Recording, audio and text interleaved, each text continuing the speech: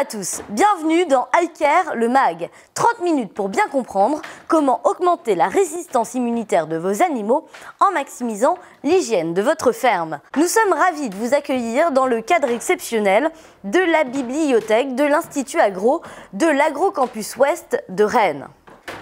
Cette bibliothèque compte plus de 30 000 ouvrages qui ont été lus, sont lus et seront lus par les ingénieurs agronomes les plus prometteurs de leur génération.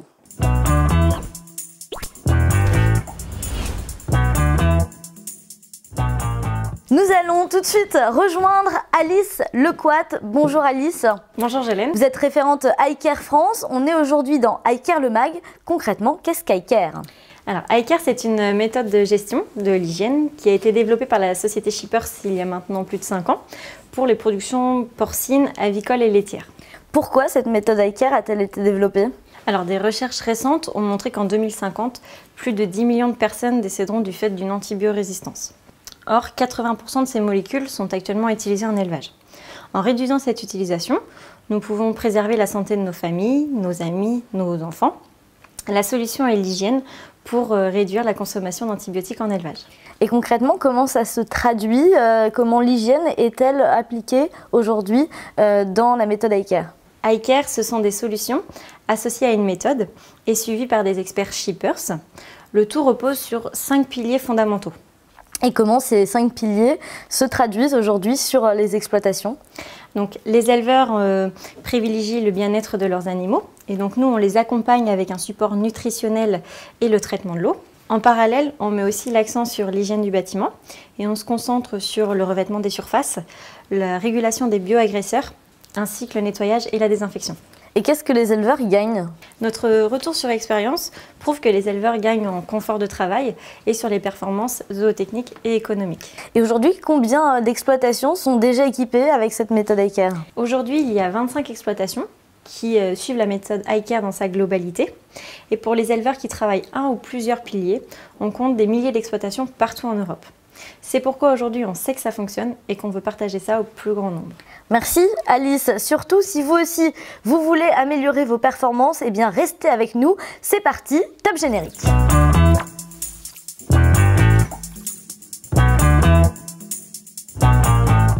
Cette semaine, nous évoquons avec vous des cas précis afin de vous apporter les clés pour obtenir de meilleurs résultats zootechniques. Aujourd'hui, concentrons-nous sur le traitement de l'eau avec nos 2 interlocuteurs et nos 2 experts. Tim Verbruggen, il est nutritionniste multi-espèces pour la société Shippers. Bonjour Tim. Bonjour à vous. Vous êtes avec nous à distance, en direct des Pays-Bas, et nous sommes ici en plateau avec un deuxième invité, Guillaume Le Gall. Bonjour Guillaume. Bonjour. Vous êtes expert technique de la société Shippers. Et on va commencer avec vous, Tim. Est-ce qu'on peut dire aujourd'hui sur le traitement de l'eau que les éleveurs finalement ne font pas assez attention à la qualité de leur eau ? Si vous voyez combien de pourcentage l'eau comparée est avec l'aliment, les animaux boivent presque 70% et ils mangent seulement 30%. Et l'aliment reçoit beaucoup d'attention et l'eau reste sans ou presque sans attention. Et le deuxième point que je veux faire, c'est si vous commencez avec une eau saine à la source, ça ne veut pas dire que l'eau reste saine dans les tuyaux. Mais pourquoi ? Qu'est-ce qu'on trouve d'autre dans les tuyaux et donc du coup dans l'eau ? Si vous voyez les tuyaux, il y a 2 couches qui sont capables de se former là. La première couche, c'est une couche dure et c'est formé par des minéraux. La deuxième couche, c'est encore plus dangereux parce que c'est une couche douce et c'est formé par des bactéries. Et dans la deuxième couche, les bactéries peuvent se multiplier aussi. Ok, et alors du coup, les bactéries, elles arrivent jusqu'à l'animal, c'est ça ? Et si vous voyez les bactéries, il y a beaucoup de bactéries qui peuvent être dangereuses. Par exemple, le colis ou le salmonelle ou les campylobactères, qui ne sont pas seulement dangereux pour les animaux, mais aussi pour les humains. Du coup, il faut éliminer ces bactéries, mais comment on fait ? Si vous voyez les produits que vous pouvez utiliser, il y a une certaine gamme, mais vous devez contrôler 2 points importants. Le premier point, c'est il n'y a pas de changement de goutte et de sang Donc les animaux doivent boire l'eau avec les éléments dedans. Et le deuxième point, c'est la loi. Donc il y a des produits qui sont réglés par la loi. Et pour cette raison, nous utilisons nous-mêmes le dioxyde de chlore. Parce que c'est réglé que vous pouvez utiliser le dioxyde de chlore même si les animaux sont dans le bâtiment. Ça n'a pas de conséquences sur les animaux? Il n'y a pas de conséquences sur le goût, pas de conséquences sur le sang et c'est légal. Guillaume, du coup, comment je peux savoir si j'ai du biofilm ou pas dans mes canalisations? En fait, il y a plusieurs méthodes qui existent pour le savoir. La première consiste déjà à utiliser un seau blanc et on va aller prélever de l'eau directement sur l'élevage, là où les animaux la consomment. Donc pour ce faire, deux solutions, soit on a un robinet à disposition et on tire l'eau à cet endroit, soit on peut aussi démonter une canalisation et cette canalisation, on va pouvoir récupérer l'eau directement. Une fois qu'on a fait couler l'eau à l'intérieur du seau, on va pouvoir contrôler la qualité de cette eau, la qualité visuelle. Donc déjà, premièrement, on va regarder s'il y a des particules en suspension à l'intérieur de l'eau et on va aussi regarder la couleur de l'eau. Ça, c'est un premier indicateur de savoir s'il y a du biofilm ou pas. Si on voit qu'il y a une couleur un peu blanchâtre avec des particules, c'est que ça ne correspond pas à la qualité qu'on veut. La deuxième possibilité, c'est d'utiliser ce qu'on appelle un endoscope, donc une caméra qu'on va pouvoir passer à l'intérieur des canalisations et contrôler s'il y a du biofilm ou pas. Tout à l'heure, Tim a parlé de couches. On va pouvoir déterminer ces fameuses couches en fait de biofilm dur et de biofilm moins dur sur lesquels les bactéries peuvent se déposer. Ok, mais est-ce qu'il y a d'autres méthodes, d'autres analyses qui sont plus précises encore? Oui, tout à fait. Si on va aller encore plus loin, on va pouvoir déterminer vraiment qu'est-ce qu'on a comme flore dans ce biofilm. Pour ce faire, on va prélever un échantillon d'eau. Cet échantillon d'eau, on va l'envoyer dans un laboratoire indépendant qui va nous réaliser une analyse bactériologique et chimique de l'eau. On est d'accord que du coup, ça peut avoir des conséquences, de l'influence sur, par exemple, les cellules ou encore les mammifères. Oui, tout à fait. Si on prend le cas de la vache laitière, la présence de bactéries pathogènes dans l'eau influe directement sur la qualité du lait, mais aussi sur l'aspect maladie des animaux en créant des mammites.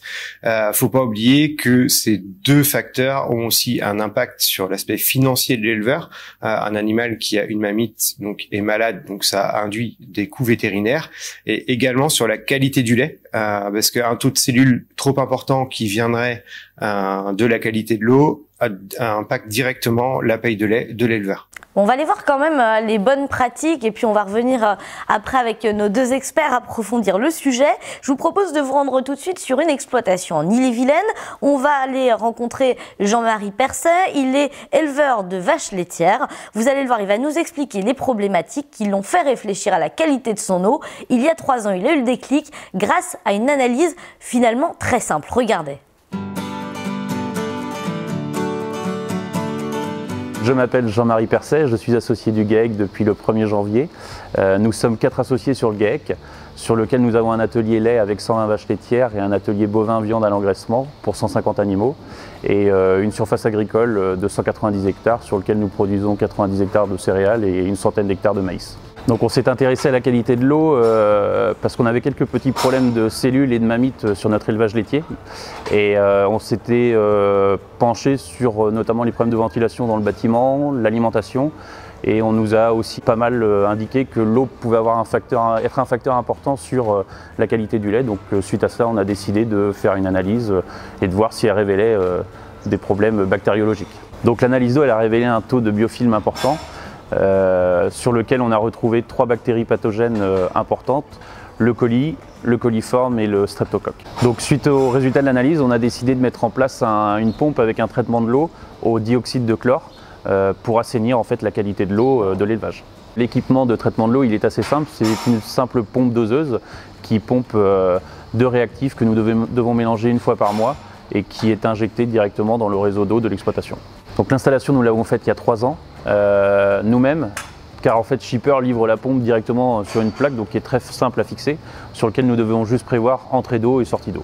Donc depuis l'installation, c'est Guillaume qui est technicien chez Shippers qui assure le suivi et la maintenance. Le traitement de l'eau, il n'a aucunement perturbé l'état général des vaches, il a même plutôt amélioré sensiblement la qualité du lait sur les taux de cellules, moins de mammites et un poil plus brillant et plus joli sur nos animaux.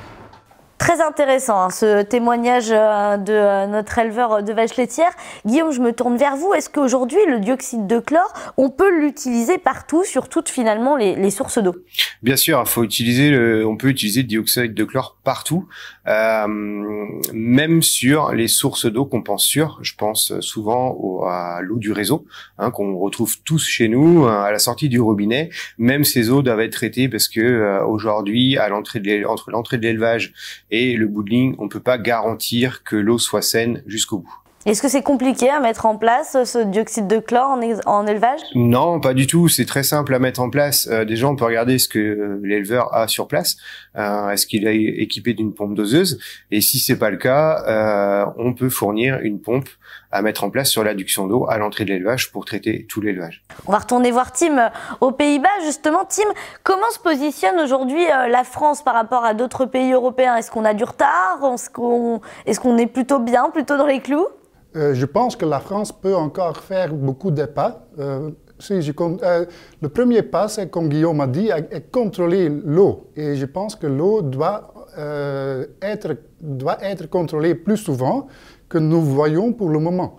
Et aussi, les produits que nous utilisons en France, ce ne sont pas les produits qui sont assez forts pour détruire la couche douce, donc le biofilm. Mais c'est-à-dire, donc tout ne se vaut pas. Aujourd'hui, la France pourrait utiliser d'autres produits, autorisés évidemment? Il y a des produits comme le chlore ou le peroxyde d'hydrogène qui sont utilisés et qui sont assez forts au début des tuyaux, mais vous avez besoin d'un produit qui est encore assez fort à la fin des tuyaux aussi. Donc c'est ça c'est important pour contrôler.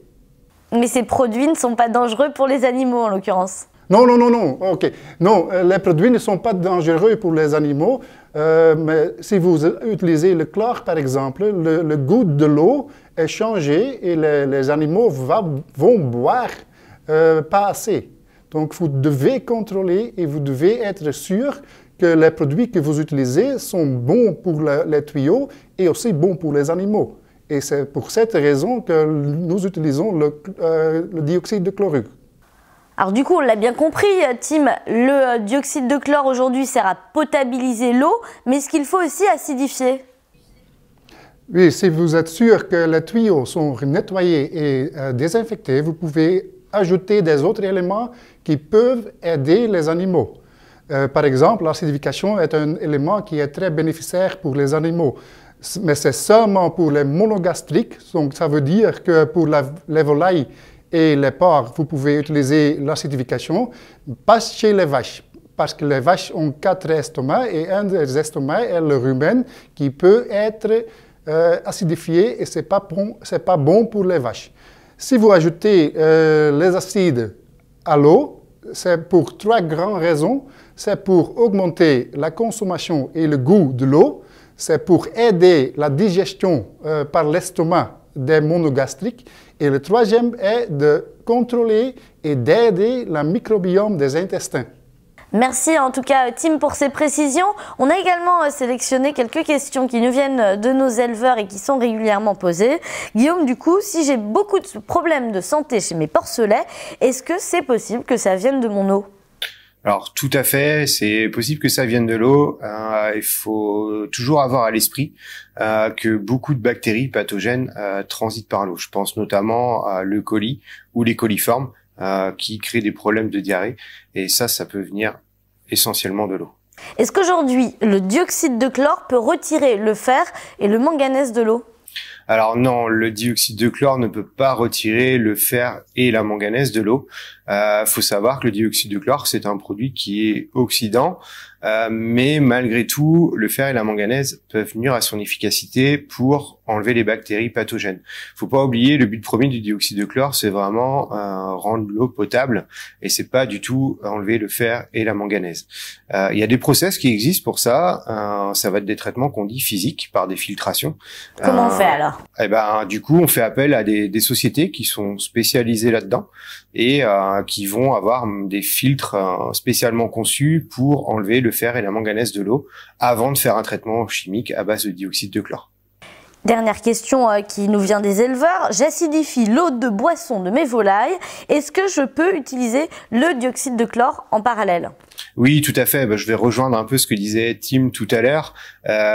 Faut savoir que le dioxyde de chlore, dans un pH de 3 à 10, il sera tout aussi efficace. Donc, il n'y a aucun problème à utiliser le dioxyde de chlore et l'acide en même temps. Et de plus, contrairement à certains traitements d'eau, je pense notamment au chlore. Le chlore, c'est une base et ça peut avoir des effets négatifs quand on mélange un acide et une base sur les animaux. Merci beaucoup, Guillaume, pour toutes ces précisions. Merci à vous. Merci, Tim, d'avoir été avec nous. Merci. En tout cas, merci à vous de nous avoir suivis. N'hésitez pas à solliciter nos experts de la société Shippers. Ils sont prêts à venir chez vous, effectuer des diagnostics vraiment précis pour répondre à vos problématiques. Merci d'avoir suivi iCare le Mag. Excellente journée et n'oubliez pas, on vous donne rendez-vous demain pour un nouveau numéro et une nouvelle thématique. D'ici là, pensez bien que l'hygiène sur votre exploitation améliorera toujours vos performances.